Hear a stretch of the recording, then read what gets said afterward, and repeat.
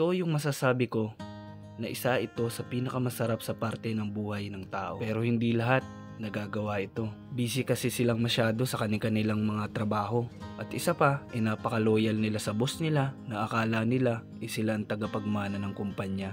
Charot! Joke lang yun. At dahil nga meron na naman pong bagyong paparating na sinasabing si Bagyong Nika, napag-isipan namin magkakaibigan na pumunta dito sa ilog para bago dumating man lang yung bagyo, nakapag-ilog naman kami at nakapag-relax at syempre para mawala ang stress naming nararamdaman. Sobrang saya nga sa mga ganitong pagkakataon kapag marami kayo at kumpleto kayo magtutropa. Kaso kulang pa kami, yung iba kasi nagpa-Maynila na at nagtatrabaho. At pwede rin naman na buo kayong pamilya. Kaso ngayon, magtutropa muna kaming magkakasama. Kasama ko nga pala dito ngayon si Princess, si Arian, si Paring Ronel, si Tata, si Roland at si Noli. At ang mga nag-prepare nga po ng aming mga pagkain ay si Paring Ronel at si Ariana. Kami taga-kain lang at kasama.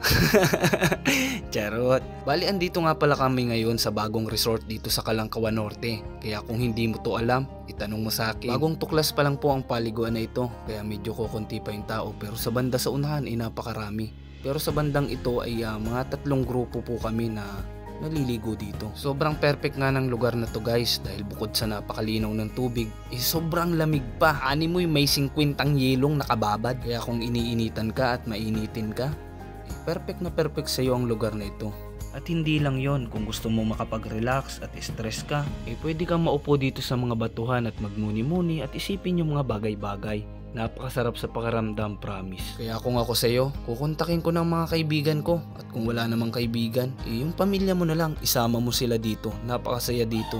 O ayun, may tumilaok pang manok. Sabi niya, oo daw. At para sa iyo naman na puro trabaho, aba, mag-day off ka din. Mahirap yung puro ka trabaho, hindi mo man lang na-enjoy yung buhay mo. Sige ka, baka magmalay ka niyan, ang tanda-tanda mo na at meron ka ng mga apo. Hindi mo man lang nagawa yung mga ganitong bagay. Pero wag ka, bilib ako sa mga ganyang tao. Dahil sinasakripisyo nila yung sarili nilang kaligayahan para sa kaligayahan at ikakaayos ng kanyang pamilya. Kaya kung isa ka doon sa sinabi ko na nanonood at nakikinig ngayon, hinihiling ko sa iyo na mag-day off ka naman at gawin yung mga bagay na ganito.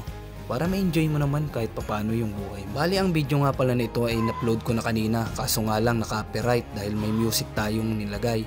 Kaya ang ginawa ko ngayon binoise over ko na lang at nag-isip kung ano-anong sasabihin ko ngayon. Ayan, kaya ganyan. Kaya kung ano-ano na lang yung nababanggit kong salita. Pagpasensya nyo na, wala ako sa focus ngayon mag-voice over. Ikaw ba naman na mag-voice over na may mga pumuputak-putak na manok sa paligid mo? Ewan ko na lang kung hindi ko katayin mamaya to. Basta, yun lang guys. Enjoyin nyo na lang yung view nitong video natin. Maraming salamat nga po pala sa 97k followers natin. 3,000 na lang, 100k na tayo. Ayan, please like, comment, and share guys, and please support Team Zemis guys, lalong-lalo na si Ate Simira, si Ma'am Brenda Maigi at si Ate Ricel M. Cabreros at syempre yung iba nilang kasamahan. At syempre maraming salamat sa mga top pa natin, sa mga top sharer at sa mga laging nagko-comment sa ating uploads. God bless po. Bye-bye.